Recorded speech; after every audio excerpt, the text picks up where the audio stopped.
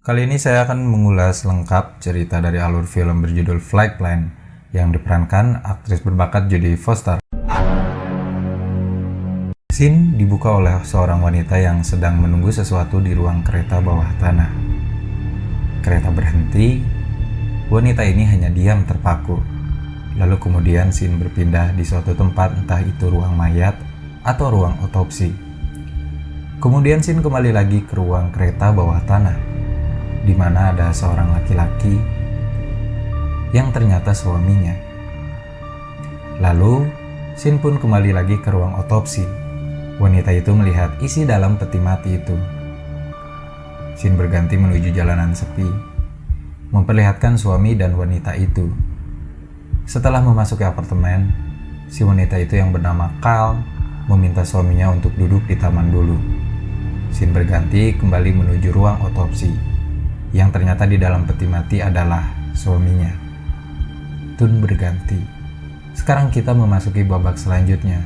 Di kamar, Carl sedang mengusap-ngusap kepala anaknya. Kacanya terbuka, ia pun menutup kaca kamar anaknya itu. Di seberang apartemennya, ada dua laki-laki Arab menatap ke arah kamar anaknya. Hari berganti. Esoknya, Carl membawa beberapa koper untuk pergi. Tapi anaknya takut, namun Carl meyakini anaknya. Mereka berdua pun pergi dari apartemen itu. Scene berganti, kita pun akan memasuki babak baru.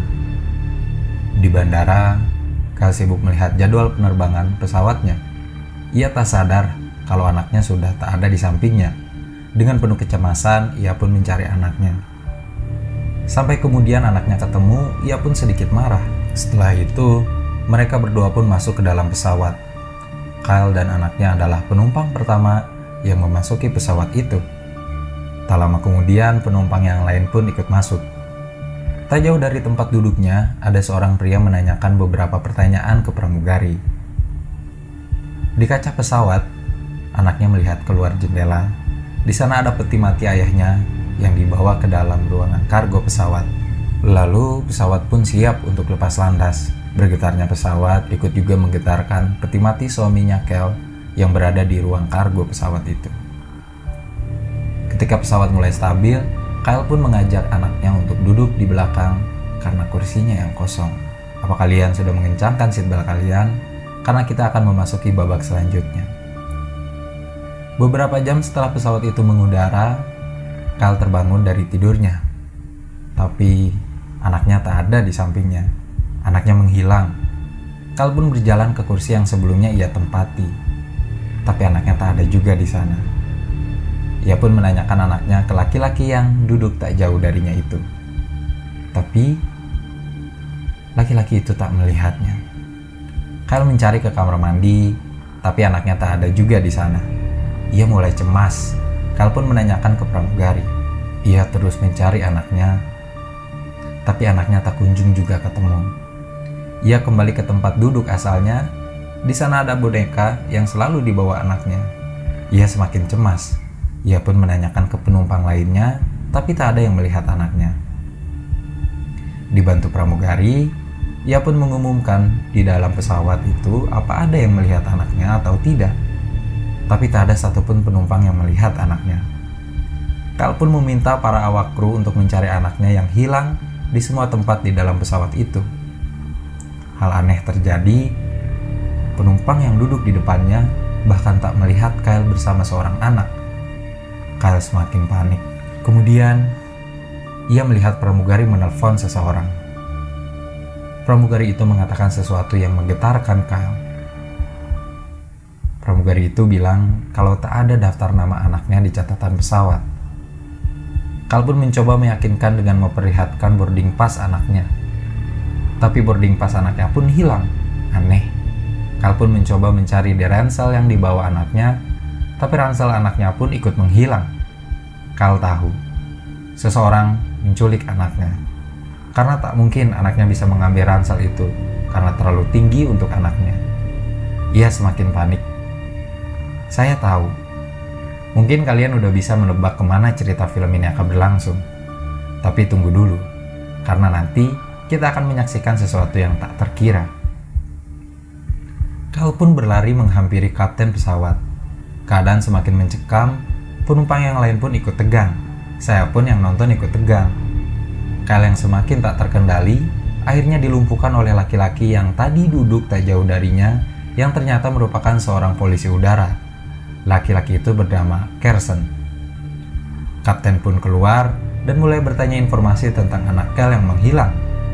Tapi tak ada satupun bukti tentang keberadaan anaknya, termasuk Carson. Lalu, Kyle pun menceritakan asal-usulnya dan alasan dia ada di dalam pesawat itu. Kyle terus meyakini sang kapten. Dengan penuh pertimbangan, sang kapten pun memberlakukan prosedur untuk mencari anaknya.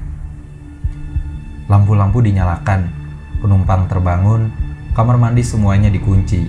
Tak ada satupun penumpang yang boleh meninggalkan kursinya. Keadaan semakin mencekam.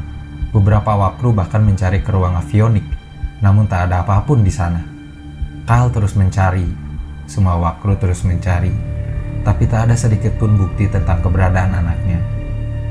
Kemudian Kyle pun memutuskan untuk memanggil kapten lagi untuk mencari di ruang kargo pesawat, tapi sang kapten tak mengizinkan. Kyle mengingat sesuatu. Kemudian ia berlari menuju dua orang Arab. Keadaan semakin kacau. Kapten pun mematikan prosedur itu. Beberapa penumpang pun diperbolehkan untuk meninggalkan kursinya. Dengan penuh emosi, Kyle pun menghampiri kapten. Lalu sampai kemudian, sang kapten pun memberitahu sesuatu yang tak pernah ingin didengar.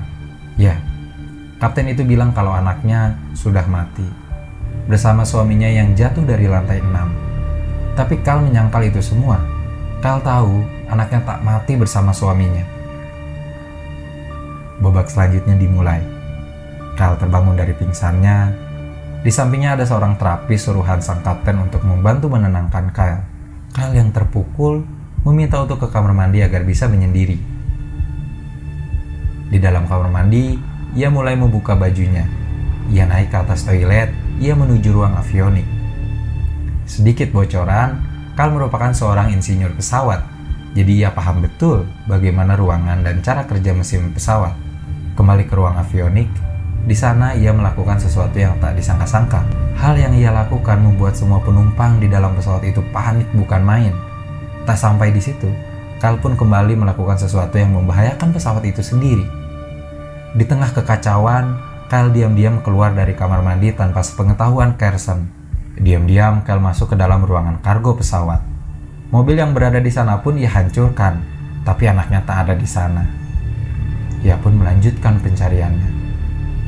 Ia buka peti mati suaminya. Ia melihat suaminya terbaring kaku di sana. Kyle begitu kalut. Tak lama, Carson pun ada di belakangnya dan memborgol Kyle. Ia kembali ke tempat duduknya. Ia tampak sudah pasrah. Di tengah kepasrahannya, ia memohon kepada Carson. Sampai kemudian, kita akan dikejutkan dengan sesuatu yang bikin geleng-geleng kepala. Di sini mungkin saya akan memperingatkan kalian yang menonton video ini. Jika kalian tak ingin spoiler, mungkin alangkah baiknya kalian menyudahi tontonan video ini dan langsung menonton film Flight Plan. Tapi untuk kalian yang tak bermasalah akan hal itu, kalian boleh melanjutkan menonton video ini. Diam-diam Carson masuk ke ruang kargo pesawat. Kyle dijaga ketat oleh pramugari yang duduk di sebelahnya. Carson menuju peti mati suami Kyle. Di sana ia mengeluarkan bom yang ia sembunyikan di sela-sela peti mati itu. Setelahnya, ia pun berjalan menuju ruang avionik. Di sana terbaring lemah anaknya Kyle. Ia pun menempelkan bom yang tak jauh dari si anak Kyle itu. Kemudian scene berganti. Carson meminta tebusan kepada sang kapten dan berdalih seakan-akan itu adalah suruhan Kyle. Ternyata Carson tak sendiri. Salah satu pramugarinya pun ikut bersekongkol dengannya. Pesawat pun akan didaratkan di suatu tempat yang entah di mana. Setelah semua penumpang turun dari pesawat, Kyle pun mengejar kapten untuk memintanya untuk tak membolehkan barang apapun keluar dari pesawat itu. Sang kapten pun memberitahu kalau uangnya sudah ditransfer. Kyle sadar ia tak pernah meminta itu. Ia juga sadar betul kalau seseorang sudah menjebaknya, yang kemudian tak lama ia ketahui orang itu adalah Carson, laki-laki yang terus saja mengawasinya di dalam pesawat. Sesaat setelah semua kru dan kapten keluar dari pesawat, pertempuran antara Kyle dan Carson pun terjadi. Kal terjebak di dalam ruang kokpit. Tapi ia tak sebodoh itu. Setelah berhasil keluar dari ruang kokpit itu, Kal mencari putrinya di ruangan avionik. Di sana terbaring lemah putrinya. Sampai kemudian tak lama Carson pun menghampiri mereka berdua. Tapi Kal dan anaknya sudah tak di sana. Dan tebak, Kal pun meledakkan pesawat itu bersama Carson. Semua sudah selesai. Kal memeluk erat anaknya. Kapten pun meminta maaf. Pramugari yang bersekongkol dengan Carson pun ditangkap.